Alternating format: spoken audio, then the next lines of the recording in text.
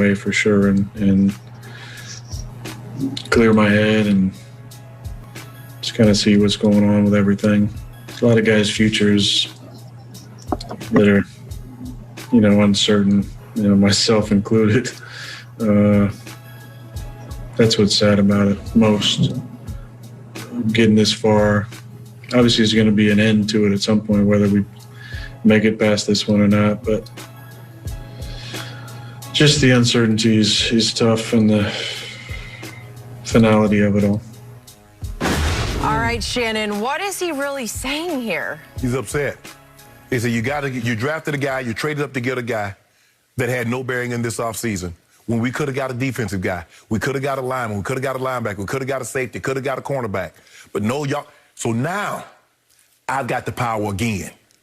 Convince me that you're going to do what it takes in order for me to come back, or else I won't out. Skip, they took the power last year by going to get a quarterback. Says, okay, Aaron, we're going to do this.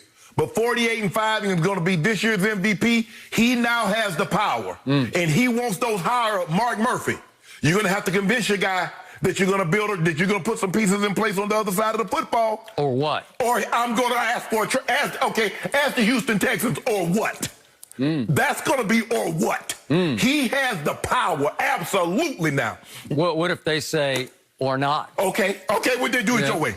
Do it your way. Because, see, when you've made as much money as he can, and that's the thing to Deshaun Watson. See, they probably gave Deshaun Watson a check for $70 million. He said, y'all going to move me, or I set this thing down. I can wait you out. Aaron Rodgers made $100+ million. Show me, convince me that you're going to get pieces around me, or I won't out. He has the power. He has the power. He's talking like a man that has the power. He's very disappointed. Skip, now, I'm not going to excuse what Aaron Rodgers did in the second half. You got to cash one of those. You got to. And he didn't do it. But Aaron Rodgers is saying, Mark Murphy, remember that phone call that you said you don't want me to be a problem? Don't you be a problem. Don't you be the reason that I pick up that phone call and call my agent and say, start shopping me. Don't you be the reason. That's what he's saying. So it was so bad for Aaron Rodgers this year. He had so little help that they were the #1 seed in the NFC, right? So how much more help does he need? What did that #1 draft pick do to help them? Normally when you draft a player, you drafted him to play. So how many snaps did Jordan Love play? How did he help? Well, obviously, they had decided they needed to move on from Aaron Rodgers because his stats had declined over the last 4 years, and he was the comeback player of the year this year. He had the ultimate bounce-back season because he is the MVP. But that's all he's going to be, is the MVP, because he's not going to go to a Super Bowl because he played poorly in the fourth quarter. This post-game interview with Aaron Rodgers was the ultimate classic Aaron Rodgers blame-deflecting, finger-pointing. Don't look at me. Look at them. Look at my coach. I don't know. It wasn't my decision to kick the field goal. Yeah, but your coach said you got to call the play on third down, so who called? Let me ask you a question. Who called the plays on the first and second down? Who was calling the plays throughout the fourth quarter? You see what he tried to do? Now, you keep saying Aaron Rodgers tried to shift the blame, but his coach tried to shift the blame on him. Well, he called the play on the third down. Well, who called the plays on first and second down? Who called the plays throughout the fourth quarter? All right, fair enough. But Aaron Rodgers ended this interview doing something he'd never done before, according to all the reporters who have covered this team for the longest time. He thanked all the media for all their help and all their diligent reporting during the regular season. And it came across as, goodbye. I'm out. That's it for me, my swan song. Baloney. I'm calling baloney on him because it's not a swan song, because he's scheduled to make $36.3 million next year, and he's got one more year at almost $40 million, $39.9 million the following year. So he was all but groveling for sympathy yesterday. That's what Aaron was doing, groveling for sympathy from Packer Nation. Oh, woe am I. I just didn't have enough help, and now we got all these guys coming up. Their contracts are due. They could become free agents, and, hey, I'm one of them. No, you're not one of them. But he's saying that his future is just as uncertain as anybody else's. so that all the blame can be deflected off him onto somebody else, whichever way you can put it on, Kevin King or Matt LaFleur. Well, Kevin King didn't play well, but Skip, you keep telling me, Aaron Rodgers was terrible. Aaron Rodgers was 4-11 in the fourth quarter. Well, Tom Brady was 6 of 11 with 2 interceptions. Was he any better than the fourth quarter than Rodgers? No, but he won the game.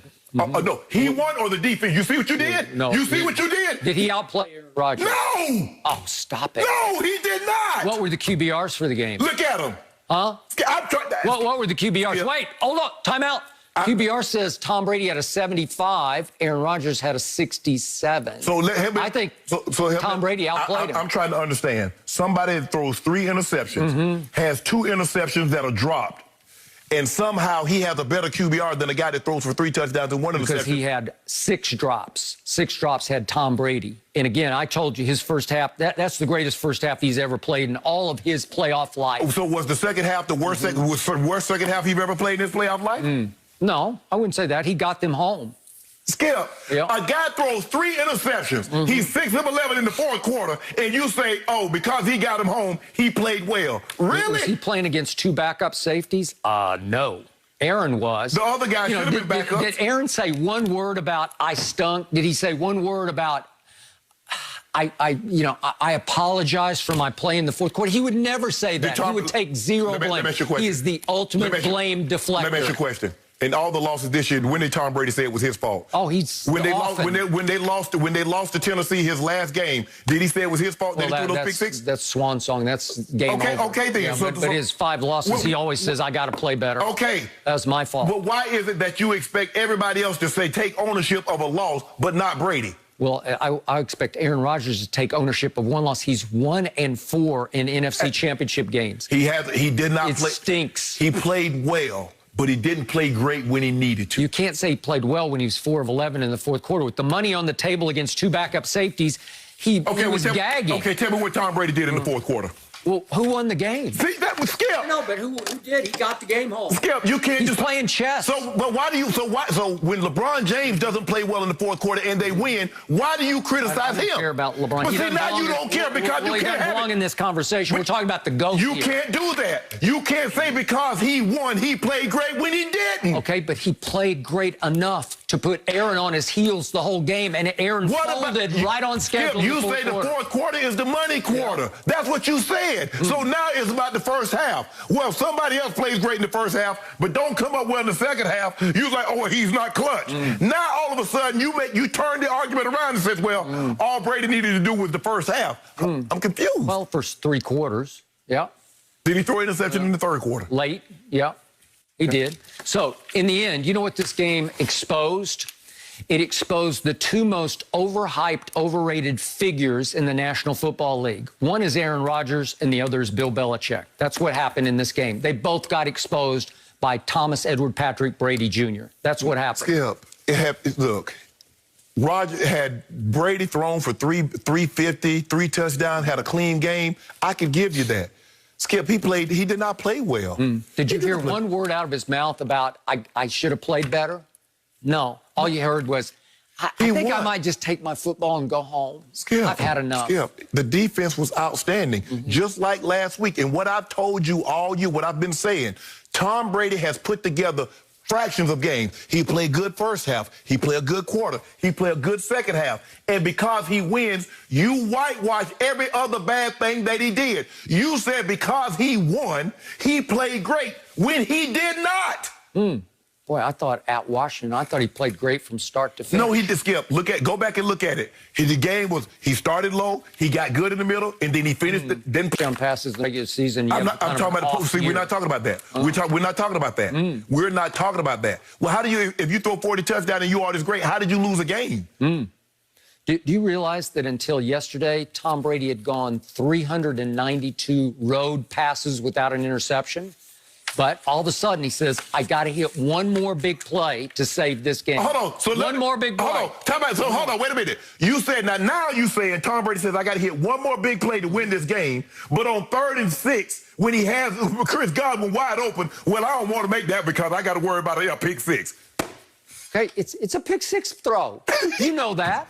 It's You can see it. Not Tom Brady? Huh? That's the You GOAT? want Kevin King to go from GOAT to hero on one Hold throw? on. You mean to tell me the GOAT, the most clutch player, he's more clutch than Michael Jordan because he's had more opportunities. Now he's afraid? Shannon, he had just set up a field goal, and that's all he needed. He knew that's all he needed because he saw Aaron Rodgers was coming unglued, as he always does, with the money pushed to the middle of the table. Okay. It's as simple as that.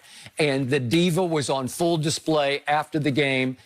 And if I'm Packer Nation, I say, just shut up, and we'll see you in training camp. Okay. Yeah. Does he have the power? Does he have the hammer now? Yes or it's a simple yes or no. Does he have the power now?